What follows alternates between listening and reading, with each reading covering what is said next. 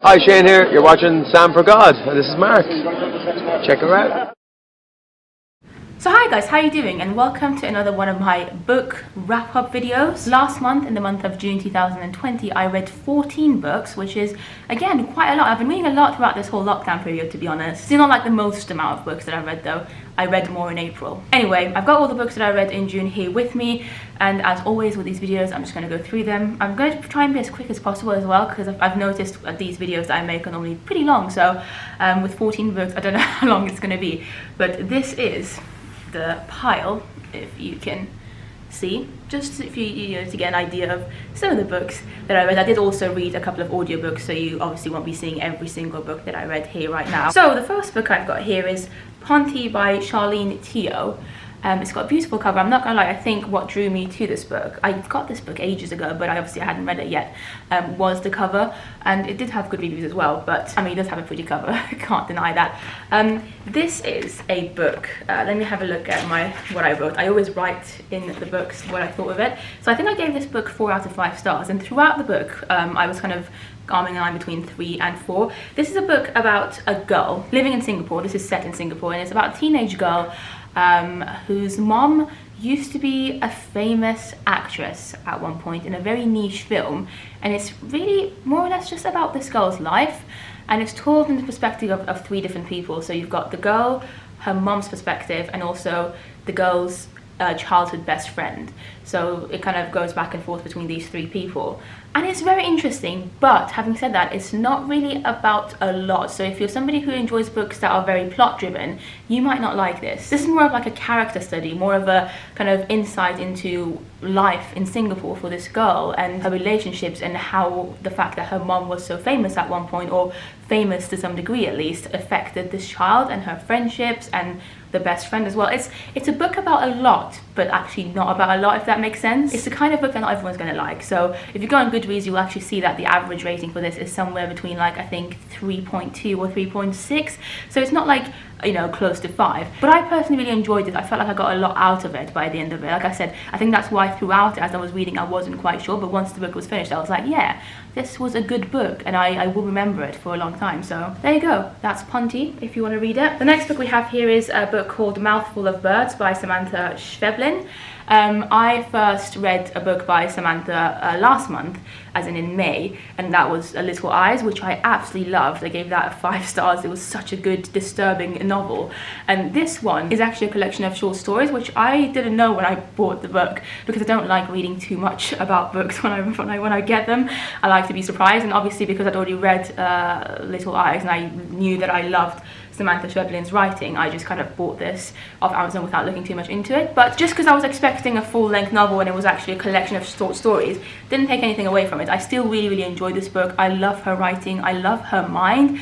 Her mind is just so creative, and the stories that she tells, even though this is like just short stories, like I said, so some of the stories on here are only about 3 or 4 pages, some of them are a bit longer, but they're all just like different stories that have nothing to do with each other. They're still so memorable and weird, and like I said, disturbing. They stay with you. And some of them you might think might not really have a clear message at the end, and some people might find that annoying, but I love that because it just makes you think even more. Some of the stories just end in such a weird way with no real conclusion that it just, like, I don't know, I found it great. Like I said, I really do enjoy her writing, and I cannot wait to read her other novel as well, which I don't remember the name of right now. Something to do with butterflies, I think, and I think that's an actual novel, not short story. So I'm going to order that soon, I think, and hopefully read it at some point this year. The next book that I read in June 2020 is The Memory Police, as you can see here.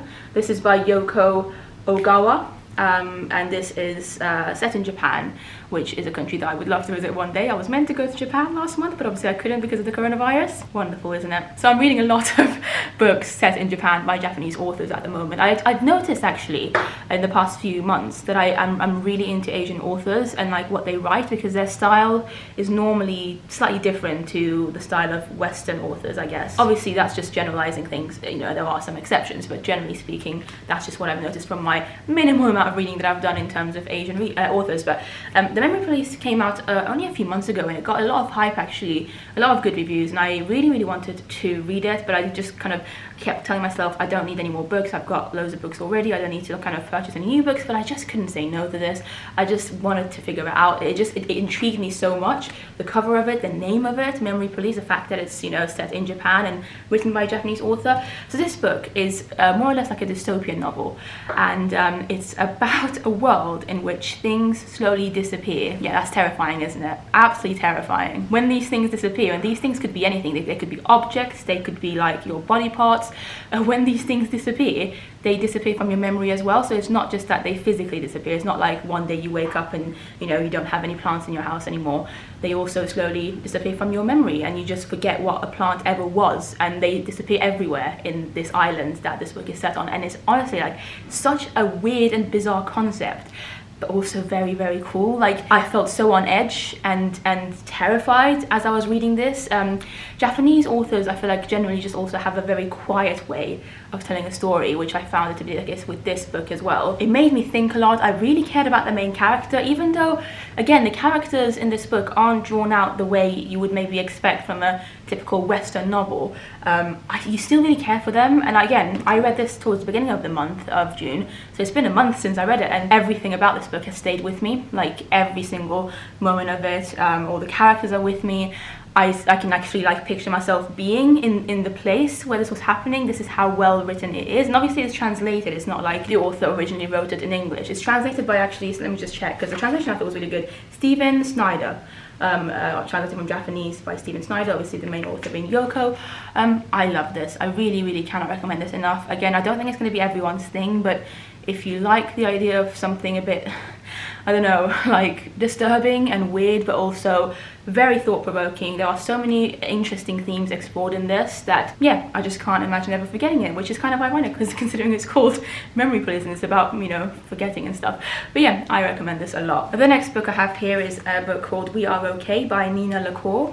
This is a YA novel. It's quite a short novel. It's probably only got about, let me see, 225 pages, so not long at all, and of course it's YA, so it's an easier read anyway. I've heard really good things about this in booktube communities and also just on Goodreads. It's got a lot of good reviews, so I got it just because I was intrigued. I like the cover of it as well. I think it's really nice. And also I had heard that it's got some LGBT characters in it and relationships in it, which I was very interested to read about, especially in the month of Pride. I thought it might be good to just actively seek out books that have those elements in them. And yes, there is I guess a bit of a lesbian relationship in this book, but it's not the main focus of it, I guess. It's mainly about a girl who lost her parents ages ago and who's been living with her granddad in America. And she moves to university, and yeah, it's very much like, in some ways it's very much a typical story of a girl going to university and what her life's going to be like, etc. But obviously, because this girl had lost her parents, she had a just slightly different life prior to going to university, she feels very lonely. And I think this book explores loneliness very well. It explores mental health very well. It's not just the main girl protagonist who is suffering from mental illnesses, so do other people in her life. I don't want to give too much away, but it's really interesting, and it's got a beautiful kind of friendship story as well that isn't necessarily just a friendship, it's also a relationship. In fact, it's mainly a relationship. It's not a friendship, to be fair. It is a relationship. It's romantic, but also it's a bit more complicated than just being a romantic relationship. It was a very beautiful novel. I think I gave this 4 out of 5 stars. A lot of people are like very much hyping this up, saying it's like one of the best books ever, and you know, I really liked it. I can't like say I didn't like it. I thought it was genuinely one of the best YA novels that I've read recently, especially in terms of contemporary novels. But there was just something that was missing still from it. I feel like it's not a novel that's going to stay with me for ages. Like, whilst I read it, you know, I thought it was very beautifully written for a YA novel, and you know, the themes that were touched on in it were very important and very nicely done so. But because not much happens in the story and the characters really weren't that memorable, like, you know, you feel for them whilst you're reading it, but there's nothing too unique about them for you to kind of think about them in the future. In fact, I can't even remember the name of the 2 characters in this, like, at all. And I only read this a few weeks ago, so yeah, it's not like the best in my opinion, but it is a very good book, and I would, you know, consider reading more books by Nina LaCour in the future. Next book is a graphic novel, which is also an LGBT novel in some ways, in fact in many ways, because it's about a gay relationship. So as you can see, you've got these 2 boys on the front cover, it's got a really cute cover as well. It's quite a thick graphic novel, not the thickest I've read. And this is volume 1. There are other parts of this story which I will definitely read in the future. I think I gave this 5 out of 5 stars, to be fair, because it just moved me. Like, it was really cute. I really cared about both of the characters in it. So, you know, as you can imagine, I don't think this is a spoiler by any means. It's about a love story. It's about a romance. It's about 2 guys in high school, 2 gay guys who kind of discover their love for each other. Like, I knew this when I went into it, and I still really enjoyed it. The artwork is like this. Really, really cute. Very easy read as well. Let me just show you some of the other ones. I really enjoyed this. This is by Alice Osman, and yeah, I would definitely recommend it. This is the back of it, especially if you want to kind of branch out your reading a little bit to read more novels that have characters that aren't just straight and heteronormative. This might be an easy novel to start with because, you know, it's a graphic novel, it's easy to read, and it's genuinely just so cute. Like, the 2 characters in this, the main characters, are so wholesome. I love them, and I cannot wait to see what their adventure takes in the future. Now, the next book I actually read as an audiobook, and it's a book called Sadie by Courtney Summers. Again, I'd heard really good things about this. It's a YA novel. I'd heard good things about this YA novel by quite a lot of booktubers, and I'm not somebody who reads a lot of YA books. Like, it's just not really my thing, but I'd heard good things about it. And fun fact, I was being painted by my mum last month. I was being her model. My mum's an artist, and she was painting me, and so obviously I had a lot of time just kind of sitting like this, not moving, and, you know, whilst it's not like the most difficult thing to do, it was kind of boring, so I obviously wanted to listen to something whilst I was just sitting there being a model, and I thought it might be fun to listen to an audiobook. This was actually the first time I'd listened to an audiobook that wasn't Harry Potter, and that I managed to get through the whole thing and actually enjoy it. So my thoughts on audiobooks have completely changed now, thanks to Sadie. What I will say about Sadie is that its audiobook was fantastic, and I think the audiobook was better than the actual book, if that makes sense. So I gave the book a 3 out of 5 stars on Goodreads, and by the way, you can follow me on Goodreads if you want to, the link will be down below. But the story is about a girl whose sister was killed, and she is kind of going around trying to find revenge, or trying to figure out what happened exactly. Obviously she's very upset, and yeah, I mean, it's a nice story. As I say nice, obviously I don't mean nice as in like, oh, what a beautiful story. Like, it's a good story. You do care about the characters, and it's interesting because, you know, there's a crime involved, and you know you kind of want to read more to figure out who actually did it, what happened, why it happened, that kind of thing. But again, it wasn't anything that special. I don't know if it's just because I'm an older person now. I'm definitely not a young adult anymore, that maybe that's why I don't really relate to YA novels that much. But what I did really enjoy about it was the audiobook. A lot of effort has been put into the audiobook. It was narrated by various different people. It was, you know, it was voiced very well by the voice actors. Like, all the characters had different voices, and yeah, they just produced it very well. A lot of the story is actually told through podcasts, which is why I think it's the perfect book to listen to in an audio format if you want to try audiobooks for the first time. It worked really well. I like the audiobooks. I would probably give the audiobook 5 out of 5, but I would give the actual book 3 out of 5. Having just spoken about YA novels and the fact that I'm maybe not the right audience for them anymore, the next book I read is actually a YA novel as well, and this is called Dear Martin by Nick Stone.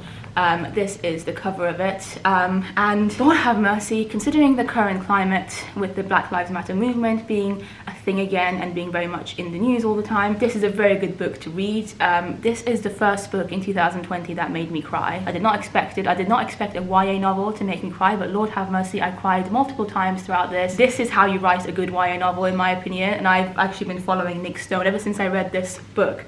I decided I need to follow Nick Stone, the author, on Instagram, because she is great and I cannot wait to read more of her books. So basically this book is about a boy, as you can see, a black boy in America, and kind of his discovery of race and how it affects him. And he's such a precious boy. Like, I really cared so much about the main character in this. Like, he's just so lovable, and I just wanted to protect him. And he just, yeah, he learns so much. He's in high school, he's young, obviously, he's got a girlfriend, he's got a best friend, all the kind of main things that you would find in a YA novel, but it explores such important themes, and in such a good way as well. It's not just kind of throwing facts at you like, oh, you know, police brutality is a thing and racism exists and stuff. There's a very beautiful story in this book that just happens to be about race and police brutality, and yeah, again, Nick Stone has written another book, or a few more books actually, which I'm really excited to read more about, because her writing is also very, very good and easy to read as well. And her characters, I just love the way she writes the characters. And I think there's a part 2 of this book as well. So, by the way, the reason it's called Dear Martin is because Martin Luther King. So the main protagonist in this is, you know, every now and again would write letters to Martin Luther King. And that's kind of all I'm going to say about it. The next book is another LGBT book that I read. I really tried to make sure that I'm consciously reading, you know, LGBT books this month, because I noticed that's a kind of book and story that I don't read enough of. Like, for the past 3-4 years, I've been very actively reading books from Black authors and, you know, people of different colour and different backgrounds and set in different countries. I've been very aware of that, but I feel like I'd kind of forgotten about the LGBT, I guess, community as well, and how they're obviously very marginalised and also not as widely read as, you know, I guess a straight white author and a straight white character. But yeah, I read this. It's a graphic novel. It's called Genderqueer, a Memoir by Maya Kobabe. I probably pronounced E's surname wrong, and I say E because Maya Kobabe is non-binary. E prefers to be referred to as E. Some non-binary people prefer the pronouns they or their, them, but E prefers E, which obviously you need to respect. And this is about Maya's kind of journey into discovering that E's non-binary. And the artwork in this especially is beautiful. The artwork is also done by Maya. I'm just going to show you some of the artwork, just like, it's all in colour as well. And it is beautiful. I spent ages just looking at the artwork because it's just so cute. Really, really nicely done. But yeah, it's about Maya's journey into discovering that he's non-binary, and I weirdly actually related to quite a lot of it. And I'm somebody who is a cisgender woman, like I'm a female. I've definitely never felt like I'm not female, but I think because Maya goes into like sexuality a little bit as well, and that's something that I've definitely thought about a lot throughout my life. There were bits of it that I was like, yeah, I kind of get you, and it made me feel a bit less alone. I gave this book 4 out of 5 stars, and I find it really weird kind of rating a memoir anyway, but I just think the only reason I gave it 4 out of 5 stars rather than 5 was because it just kind of felt like it was jumping back and forth a bit too much in terms of the timeline of the story. I mean, it wasn't too confusing, and it didn't really matter because the main kind of themes and the messages in the theme are very, very clear regardless of the timelines. But I think at times I was a bit confused. I was like, oh, Maya was like 6 years old just now, and then in the next like page he's 20, and then in the next page he's back to being like a child. That kind of thing kind of annoyed me a little bit, but otherwise it's a really, really good book, and very eye-opening as well, so I would recommend it. It's quite a hefty book, so yeah, there you go. The next book I have here for you is The Poet X by Elizabeth Acevedo. Sorry if I pronounced her surname wrong. Look at the beautiful cover for this. Again, I'm not gonna lie, I kind of got this because of the cover. It's just beautiful. This is a book, it's a YA book again, told in verse, like in, obviously it's called The Poet X, and non-ironically it's also more or less told, I don't know if you can see or not, through poems and verses. So it was a very quick read for me. I read this in about a day. Like, I think I literally read it in one day. And oh my god, I love this book. I think this is such a great book. So like this month I've read 2 YA books that I've given 5 stars to. I thought those days were over for me. I thought there would never be a day where I would give a YA book 5 stars, but obviously this and Dear Martin, both of them I thought were fantastic. And this is again a bit of a coming of age story about a girl who comes from a very religious background, and yeah, she kind of discovers love for the first time and tries to figure out you know, what she should do in terms of choices, her freedom. She's got a very toxic relationship with her family, her mom especially. It's very beautifully written. I mean, the poems, the verses were just lovely. They were a joy to read. I felt so much for the characters, and I just felt so much in general because it was relatable in many ways. It made me think a lot, which I think, again, it's just, to me, it's insane that a novel, a YA novel about, you know, I guess a basic story of just like coming of age and experiencing first love and that kind of thing, told through poems can make you feel so much. So yeah, I was very surprised by this. It's definitely the novel that surprised me the most this month, so I'd recommend it. We only have a few more books here left, and you know, we're getting to some really good ones. The next book I read is a book that I've been wanting to read for like at least 3 years, I want to say. I first heard about this book probably back in 2017 or 2018 because a few of my friends were reading it at my old workplace and they were really raving about it. And this is called Americanah by Chimamanda Ngozi Adichie. I'm sorry if I pronounced her surname wrong, but this is the book. It's a pretty big book. It's about 500 pages in total. I've had this book on my shelves for the past 2 years because I remember ordering it as soon as, you know, my friends hyped it up, but I just hadn't read it yet, and I think partly it was because it's quite a big book and the writing in it is quite small, like pretty small. So this did take me quite a while, but I'm glad that it took me a while. Like I kind of, you know, forced myself to take my time with it because this was beautiful. Like, whoa, Lord have mercy. I'm just so sad that I waited this long to read a book by Chimamanda because her writing is phenomenal. The themes that she explores are phenomenal. I cared so much about all the characters. They're all so well developed, and there are quite a few characters in this book, and you know, quite a lot goes on. Obviously it's a thick novel, so it's like pretty detailed, but I just cannot get over her writing. Phenomenal writing, very important messages and themes, made me learn a lot, but it also, like, I felt like I was there with the characters constantly. Like, these people in this book are not characters, they were real. They were like real people. Oh, lordy. I already have a couple of her other books because, like I said, a few years ago when I got excited about her, I ended up buying quite a few of her books, and I just haven't read any of them yet. Obviously I hadn't until I read this, but now I'm so excited to read more of her books. So definitely a 5 out of 5 star read. I definitely recommend that you should all read it, again, especially in this current climate. Very important. The next book is an audiobook again, so I don't obviously have a physical copy of it with me, but it's Eleanor Offland Is Completely Fine by Gail Honeyman. I actually do have a physical copy of this that I bought again a few years ago, and it's been sitting on my shelves for a while. I don't actually know where it is right now because I'm in the middle of sorting out my room, but I do know that I have a copy of it somewhere. But again, I bought it at the time because it was really hyped up. It's like one of the most popular books of the past few years, at least in the UK, and I just never read it because it's just not my thing. From just the little bit that I kind of had read about it, the synopsis, I knew that it just would not be my kind of book. I kept putting it off, but you know, once I realized that I actually enjoy audiobooks, I was really wanting to read another one. After Sadie, I was like, oh, I'm in the mood to read another audiobook now. And because I've been going on walks a lot in the past month, it was a good thing for me to do whilst I'm walking. So I purchased the audiobook on Audible and I started listening to it, and honestly, for the first like 10 or so chapters, I hated it. I was like, Lord have mercy, I can't even get through this 3 audiobook, let alone if I was actually reading this. Like, this is a mistake. I should have known better. Why did I read this? So I actually did a story on my Instagram, kind of asking my audience members on Instagram, which you can follow me on Instagram if you want to. I was like, have any of you guys read this book? If so, what do you think of it? Because I'm really struggling with it. Like, I don't like it at all so far. I also put a tweet saying the same thing, and a lot of people said that they felt the same, that, you know, it's not a very good book, you know, they don't like it, they thought they would like it, but they hated it, it's an awful book. The majority of my friends actually, and obviously I trust my friends' judgments a lot, especially some of them who are avid readers like me, and I know for a fact that we have similar tastes. A couple of them messaged me saying that they've read it and they also hated it. One of them though said that she read it a few years ago and she thought it was awful, but she still couldn't stop reading it, and she gave me the push to continue reading it because I really trust her kind of opinion on books, and also I just wanted to know what made her want to keep reading. And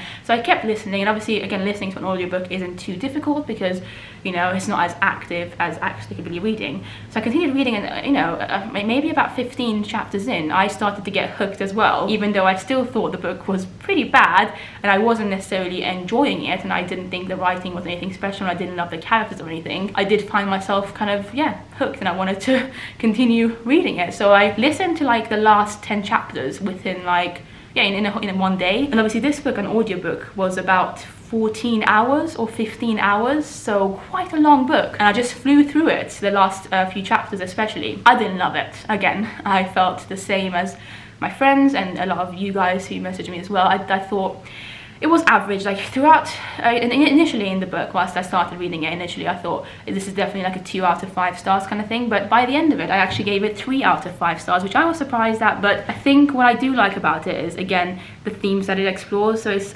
very much about depression, very much about depression and loneliness, and it's about, you know, a woman, the protagonist in it, Eleanor Offland, is very lonely, feeling very depressed, and she's very unaware that she's got like a mental health issues, and she's very annoying. Like, I'm not gonna lie, the character is not very well written, and that's my main problem with it. It's not a well written book at all, but the themes in it are important, and I related to quite a lot of it. At one point in the middle of the book, some of the things that Eleanor Offland is feeling, I was like, Lord have mercy, I get you. I felt those things as well, so I understand it. But it was just very, very basic. So apart from the themes being really, really important, the story itself was extremely basic.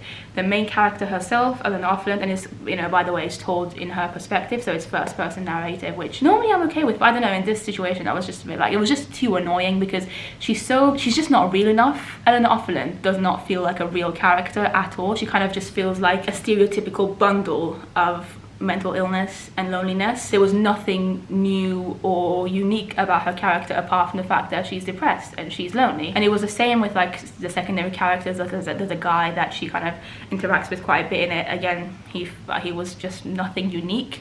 I don't know, the story is very bland, the plot is very basic, the characters are very, very basic, the writing is nothing special, but you know, it touches on some important subjects, and I'm glad, I guess, that the book exists and that so many people have read it, because it's good to be aware of mental illnesses and, like, you know, normalize them. So in that way it's good. And the audiobook was good as well. It's only told by one person, and obviously because it's set in Scotland, she had a Scottish accent, which I did appreciate actually, because it made it more believable. But having just listened to like Sadie's audiobook prior, this wasn't nearly as good, because like I said, Sadie's had different people, you know, narrating the different characters, whereas this was just one person. But it was still good and I still enjoyed the experience. We've got the last 3 books here now. The next book I only bought last month, and it's called The Vanishing Half by Brit Bennett. This only came out last month, that's why obviously I bought it last month. It's in hardback as well, which I don't normally tend to buy, but I just couldn't wait. I'd heard such great things about this. It was everywhere on my Instagram, on Twitter, everywhere. People were like raving about it, on YouTube as well. And this is a book about 2 sisters, twin sisters, who disappear from a village in America 1 year randomly, and then it's about their journey, because then they end up also splitting from each other, but that's all I'm gonna say. And it's told from different perspectives. Again, there are so many different characters in this, but it was not confusing whatsoever. Every single character, again, I'm so surprised. I don't know why I get surprised when I see such phenomenal writing, but Brit Bennett like really sketches out all these characters so well that you really care about them. You never confuse them with any of the other characters. You really feel for them. You know what character. It's almost like I genuinely feel like all the characters in this, again, were real. Like, they were friends of mine. I knew them. And yeah, the story is very, very beautiful as well. It makes you want to keep reading, because you want to find out what happened, why they got split, what happened to this sister, what about the other sister, and one of the sisters, you know, in fact the sisters also have children. You know, it's about kind of, it goes through a lifetime in some ways, so it's not just in 1 year, and you get to see different perspectives. There's also LGBT representation in this book in terms of transgender, and I thought that was really good. Just like, it wasn't like obviously the main focus of it, but it was just one of the characters in it was transgender, and I thought that was great. It focuses a lot on racism again, and colorism especially, which I thought was very, very interesting. And again, it was eye-opening, the book, for me. I learned a lot. I felt really sad. I connected to the characters. I loved it. Very, very beautiful book. This is probably I would say my top favorite book of 2020 so far. We've got 2 more books to get through now. The next book I read is Braised Pork by Anne Yu. This has a beautiful cover again. Really, really like it. It's also got these, like, I don't know if you can see it or not, but it's got this like wedgie situation where like not every single page is the same length, if that makes sense. Anyway, so this is set in China, and lordy, it's about a girl whose husband dies. She discovers that her husband is dead in their bathroom at the very beginning of the story, so this is not a spoiler whatsoever. And then it's you know, we follow her journey again. It's about her story of how she deals with it. Even though it wasn't like a perfect marriage, she wasn't necessarily in love with, you know, the husband, you still see her struggles with coping with it in very different ways. And you might be wondering, like, for me, what really made me want to read this book is the title, like Braised Pork. I was very intrigued. Why, you know, why is this book called Braised Pork? What could it possibly be talking about? There's not a lot of braised pork in it. You know, it's obviously mentioned, but it's not, you know, it's not about braised pork. And I've noticed again, a lot of Asian authors do this with their books, and I love it, because this is about so much. This book is about so much that I cannot just kind of simplify it or summarize it in 1 or 2 sentences. Again, this book is about loneliness, it's about coping with things, it's about relationships, friendships, family members. There's elements of magical realism in this as well, so it's not fully contemporary. I love that a lot. There were bits that just kind of, yeah, definitely take you into a different world momentarily, and all of those bits really, again, there's a reason for them being a thing. There's almost like they're metaphors. They make you think a lot. I adored this book. Like I said, I've noticed in the past few months that I really enjoy Asian writing. So I gave this 5 out of 5 stars, and I really hope that you guys pick it up and read it. And then we get to the final book, which I actually only finished last night, which is Queer, A Graphic History by Meg John Barker and Julia Scheel. This is what it looks like. Quite a big book. Now I got this again thinking that it was going to be like a graphic novel, like a nice story about maybe queer history or the history of you know, queer people throughout time.